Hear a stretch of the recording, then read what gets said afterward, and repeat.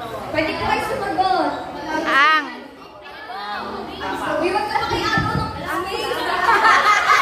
May linya. May linya. Nakago ka. Pwede ko yan. Ano na yan? Nasuhulaan po? Oo, hulaan nyo na. Ang kamatayan ni Kristo. Joke. Mali pala. Ang pagkabuhay. Ano yan? Pagkabuhay ni Kristo. Ano ba yan? Tagalog ba yan?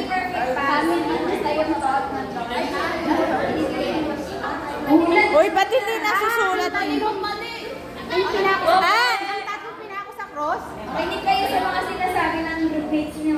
Hindi ba ang tatlong pinako? Ang pagbabagong anyo ni Kristo. Charot, mali.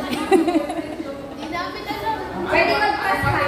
Ay, ano yung second word? Dalawa yung ang kriminal na pinako. Ano yan? Ang na pinako. Kristo yung dolo, Kristo. Ang kriminal na kasama ni Kristo pinako. Liwanag. Alas, forward. Tayo lahat. Siguro tayo. Sagot. Hindi ko. Okay, makinig sa lahat tayo. Ano yan? Ano yan? Oo, lahat tayo. Hindi ko tayo mag-isa. Hindi ko. Magkaisa nga. Dalawang puso na lang daw. Ano yung reversal on word? Sounds like. Ano sounds like? Ay, nasagot na.